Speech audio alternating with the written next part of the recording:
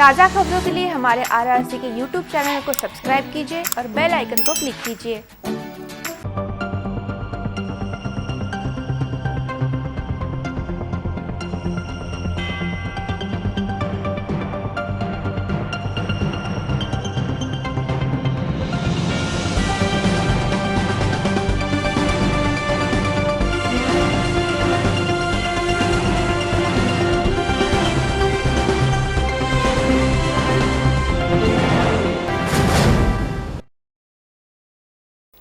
नमस्कार, city news के हिंदी समाचार बुलेटिन में मैं मानसी आपका हार्दिक स्वागत करती हूं।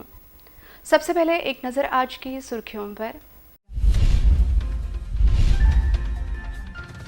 पालक मंत्री ने शहीदों के परिवारों को दिया आश्वासन।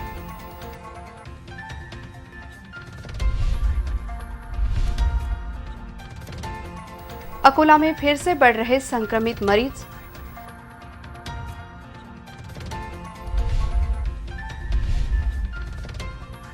लॉकडाउन के समय से हिरकणी कक्ष बंद।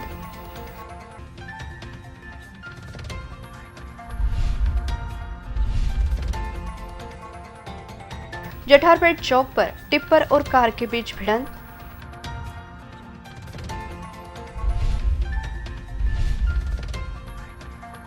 उरल पुलिस पर आरोपी को अभय देने का आरोप।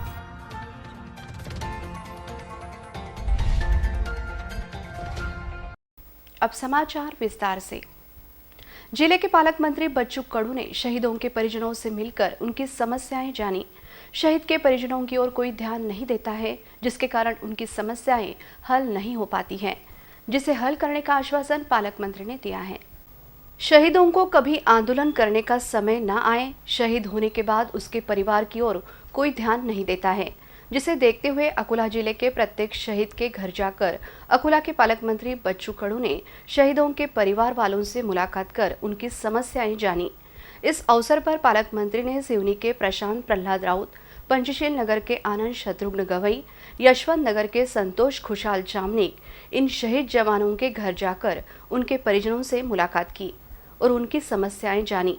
राज्य भर के शहीदों के परिवारों को मिलने वाली जमीन के प्रश्न पर राज्य सरकार को जल्द ही निर्णय लेने को कहा जाएगा। इस प्रकार का आश्वासन अकोला के पालक मंत्री बच्चू कडू ने दिया है।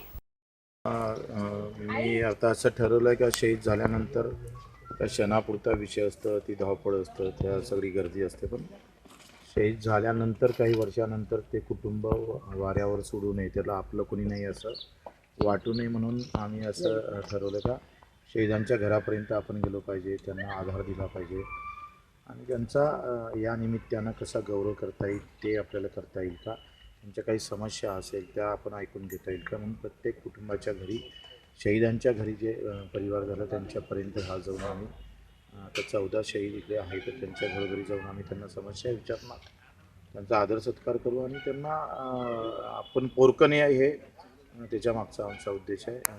अकोला शहर समेत जिले में फिर से कोरोना संक्रमित मरीजों की संख्या बढ़ रही है। वहीं अभी भी नागरिक इसे गंभीरता से नहीं ले रहे हैं। ना तो मास्क पहना जा रहा है और ना ही सोशल डिस्टेंसिंग का पालन किया जा रहा है।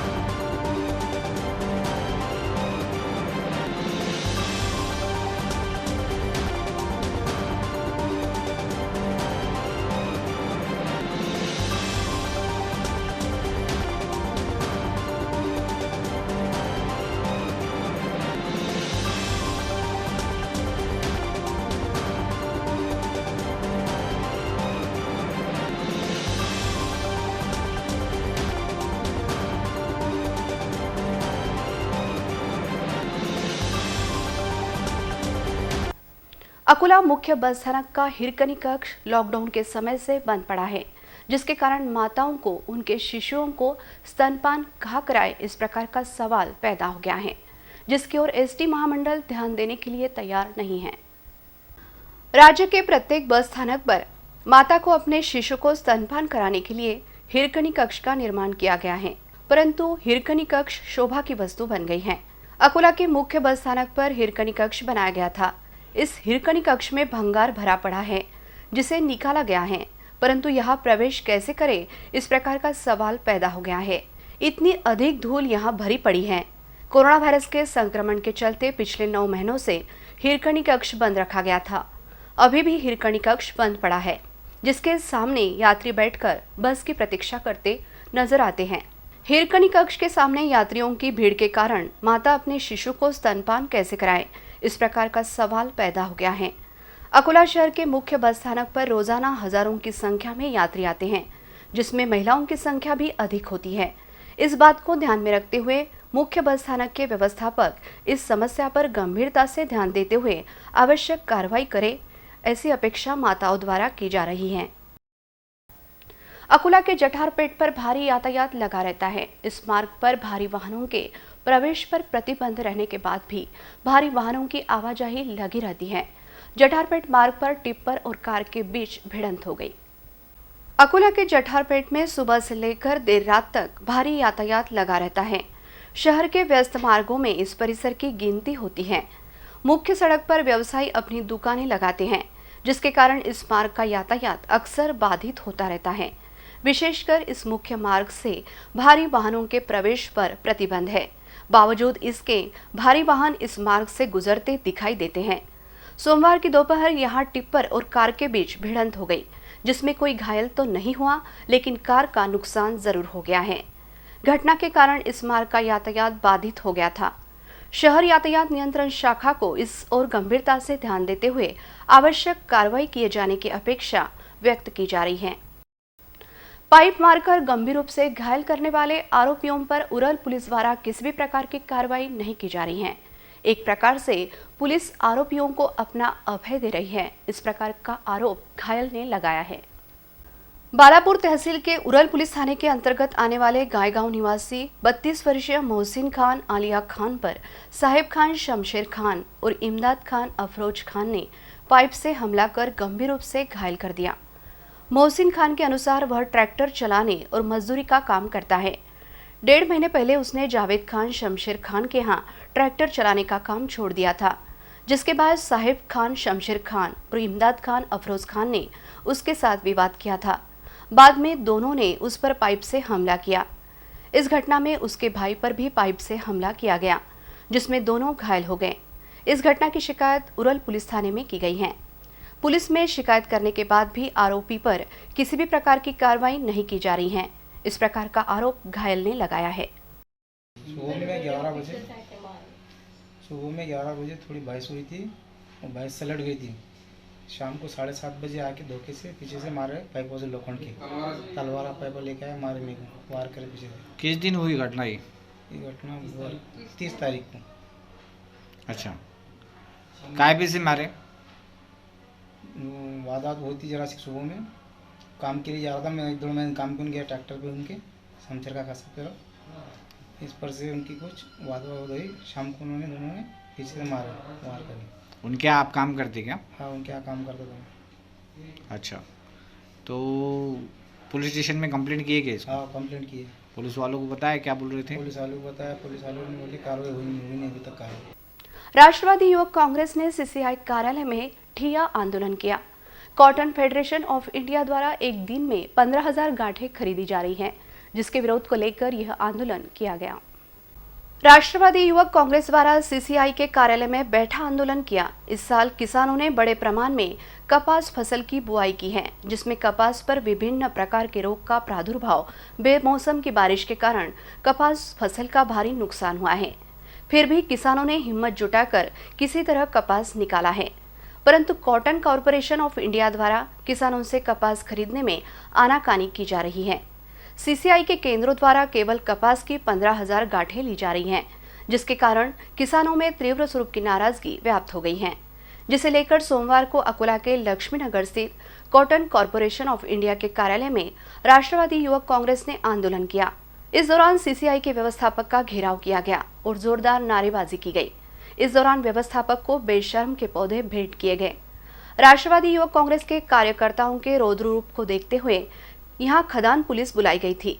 खदान के थानेदार डीसी खंडेराव ने सीसीआई के कार्यालय पहुंचकर मध्यस्थता की, जिसके बाद अधिकारी ने किसानों की 60,000 गांठें खरीदने का मौखिक आश्वासन दिया, जिसके बाद इस आंदोलन को समाप्त किया गया। इसकी जानकारी राष्ट्रवादी युवक कांग्रेस के शिवा मोहन ने सिटी न्यूज से बोलते हुए दी। शेतकऱ्यांच्या विरोधी केंद्र सरकारचं आज धोरण आहे 15,000 गाठी घ्या, कापसाच्या गाठी घ्या असं यांचं म्हणणं आहे। पण प्रत्यक्ष पाहिलं असता आज 60,000 गाठी कापूस केंद्रावर येत आहे आणि 15,000 कापूस केंद्रात गाठी घेत आहे। अशा मुजोर अधिकाऱ्यांनी ते नवीन फतवे काढलेले आहे। या अधिकाऱ्यांना चाप देण्याचं आणि योग्य तो न्याय देण्याचं शेतकऱ्यांना काम हे राष्ट्रवादी युवक काँग्रेस करणार आहे आणि त्यांना आम्हाला तोंडी सांगितलेलं आहे की मी 15,000 नाही 60,000 गाठी आल्या तर आम्ही त्या स्वीकारू। एवढंच इथं आमचा आज विजय झालेला है। डॉक्टर पंजाबराव देशमुख कृषि विश्वविद्यालय में सावित्रीबाई फुले की जयंती मनाई गई। इस अवसर पर उनके कार्यों पर प्रकाश डाला गया। इस जयंती कार्यक्रम में पीकेवी के अधिकारी उपस्थित थे। कोरोना के चलते उपकुलपति कार्यालय सभागृह में सावित्रीबाई फुले की जयंती मनाई गई। आयोजन में कृषि क्रांति के प्रणेता डॉक्टर पंजाबराव देशमुख की प्रतिमा को भी माल्यार्पण किया गया। संचालक विद्यार्थी कल्याण कार्यालय की ओर से आयोजित इस कार्यक्रम में doctor Mahendra Nagdeve, doctor Vilas Kharche, doctor Sudhir Wadatkar, doctor Prakash Nagre, doctor Surendra Galbande, doctor Dhanraj Undirwade, doctor Kishor Kubde समेत सहयोगी अधिष्ठाता, वैज्ञानिक, विभाग प्रमुख, अधिकारी व कर्मचारियों की उपस्थिति रही। कार्यक्रम का संचालन डॉक्टर किशोर बिड़वे ने तथा आभार प्रदर्शन प्राध्यापक डॉक्टर तांबे ने माना। प्रतिबंधित नायलॉन मांझा और कैरी बैग के विरोध में गांधी मार्ग पर ब्लू मॉर्मन नेचर क्लब द्वारा प्रदर्शन किया गया। इस अवसर पर क्लब के सदस्यों ने अपने हाथों में विभिन्न प्रकार के फलक ले रखे थे। अकोला के बाजार में बेचा जा रहा प्रतिबंधित नायलॉन मांझा समेत कैरी बैग के विरोध में ब्लू मॉर्मन नेचर क्लब की ओर से गांधी मार्ग चौराहे पर जन जागृति की गई। मकर संक्रांति के अवसर पर हर साल बड़े प्रमाण में पतंगबाजी होती है। इस दौरान बाजार में नायलॉन मांझा की बिक्री बड़े प्रमाण में होती है। यह मांझा पर्यावरण समेत पक्षियों के लिए घातक साबित होता है। 3 दिन पहले नासिक की महिला भारती जाधव की नायलॉन मांझे से गर्दन कटने के कारण मौत हुई है। इसी के साथ डोंबिवली तथा नागपुर में भी बच्चों के साथ दुर्घटनाएं हुई हैं। इसलिए नागरिकों ने पतंग उत्सव के दौरान प्रतिबंधित नायलॉन मांझा का उपयोग न करें तथा पक्षियों की जान बचाने के उद्देश्य से जन जागृति की गई। इस उपक्रम में नेचर क्लब के पदाधिकारी और सदस्य बड़ी संख्या में शामिल हुए थे। इस अवसर पर विभिन्न होर्डिंग घोषवाक्य द्वारा क्लब के सदस्यों ने नागरिकों का ध्यान अपनी ओर खींचा। ग्रामीण के साथ साथ शहरी इलाकों में अवैध साहूकारी चल रही है, जिसकी चपेट में किसान सहित जरूरतमंद लोग आ रहे हैं। अवैध साहूकारी के खिलाफ तीव्र आंदोलन छेड़ने के संकेत पूर्व राज्य मंत्री ने पत्रकार परिषद में दिए हैं। प्राकृतिक आपदा के कारण बार बार परेशानी झेलने को मजबूर किसान मजबूरी में साहूकारों से कर्ज लेने पर विवश होता है, लेकिन किसानों को अवैध साहूकारों ने जकड़कर उनसे की जा रही अवैध वसूली के खिलाफ पूर्व राज्य मंत्री तथा राष्ट्रवादी कांग्रेस के वरिष्ठ नेता गुलाबराव गावंडे ने नया मोर्चा खोलेंगे, ऐसी जानकारी उन्होंने पत्रकार परिषद में दी। गावंडे के अनुसार पिछले कई सालों से अवैध साहूकारों की लूट से परेशान अनेक किसानों ने अपनी जीवन लीला समाप्त की है। कर्ज की छोटी सी रकम के बदले अवैध साहूकारों ने कई किसानों की खेती योग्य जमीन तथा आभूषण व संपत्ति हड़प ली थी। इन अवैध साहूकारों के चंगुल में फंसकर कई किसान परिवार बर्बाद हो गए हैं। तब मैंने इस अवैध साहूकारी के खिलाफ आंदोलन छेड़ा था तथा मामले को विधानमंडल तक पहुंचाया था। साहूकार ऊपर कार्रवाई के लिए आत्मदाह का प्रयास भी किया था, जिसके बाद अवैध साहूकारी अधिनियम अमल में लाया गया था। इस प्रकार की जानकारी पूर्व राज्य मंत्री गुलाबराव गावंडे ने पत्रकार परिषद में दी। पातुर तहसील के चांदनी पुलिस थाने के अंतर्गत आने वाले ग्राम मलसूल में एक व्यक्ति हाथ में तलवार लेकर दहशत फैला रहा है। इस प्रकार की सूचना मिलने के बाद विशेष दल ने आरोपी को तलवार के साथ गिरफ्तार किया। चांदनी पुलिस थाने के अंतर्गत आने वाले ग्राम मलसूल में एक युवक हाथ में तलवार लेकर हंगामा मचा रहा है। इस जानकारी के आधार पर दल ने छापामार कार्रवाई कर 23 वर्षीय गजानन पुंजाजी वावरे को तलवार के साथ गिरफ्तार कर लिया। दल ने प्राथमिक कार्रवाई कर उसे चांदनी पुलिस के हवाले कर दिया। पुलिस ने आरोपी के खिलाफ धारा 425 तथा मुंबई पुलिस कानून की धारा 135 के तहत अपराध दर्ज किया। दूसरी कार्रवाई विशेष दल ने कलकत्ता धाबा के पास तलवार लेकर घूम रहे प्रमोद महादेवराव निहारे को गिरफ्तार कर उसके पास से तलवार जब्त कर ली। बालापुर तहसील के अंतर्गत आने वाले ग्राम हादरुन में पिछले कई सालों से कोतवाल का पद रिक्त है, जिसके कारण किसानों और नागरिकों को जरूरी कामों के लिए दिक्कतों का सामना करना पड़ रहा है। बालापुर तहसील के अंतर्गत आने वाले ग्राम हाथरुन में पिछले 6 से 7 साल से कोतवाल का पद रिक्त है, जिसके कारण विशेषकर किसानों को भारी दिक्कतों का सामना करना पड़ रहा है। गांव के कोतवाल नईम खान यूसुफ खान 2013 में सेवानिवृत्त हुए हैं। उसके बाद से यहां का कोतवाल पद रिक्त है। ग्राम हाथरुन यह काफी बड़ा गांव है, जिसके कारण यहां कोतवाल की अत्यंत जरूरत है। यहाँ के तलाठी कार्यालय में नागरिकों समेत किसानों को अपने काम के लिए बार बार चक्कर लगाने पड़ रहे हैं, फिर भी उनके काम नहीं हो रहे हैं। गांव में मंडल अधिकारी, तलाठी, ग्राम सेवक समय पर नहीं आ रहे हैं, जिसके कारण जरूरी कागजातों के लिए नागरिकों समेत किसानों को भारी दिक्कतों का सामना करना पड़ रहा है। इस बात को ध्यान में रखते हुए यहाँ कोतवाल के रिक्त पद पर जल्द से जल्द नियुक्ति की जाए, इस प्रकार की मांग की जा रही है। अंत में एक नजर आज की सुर्खियों पर। पालक मंत्री ने शहीदों के परिवारों को दिया आश्वासन।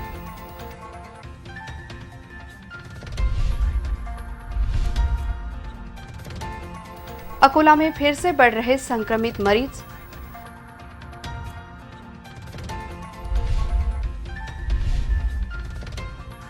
लॉकडाउन के समय से हिरकणी कक्ष बंद।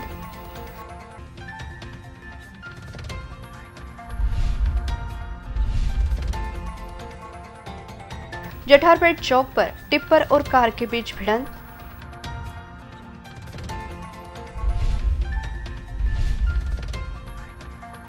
उरल पुलिस पर आरोपी को अभय देने का आरोप।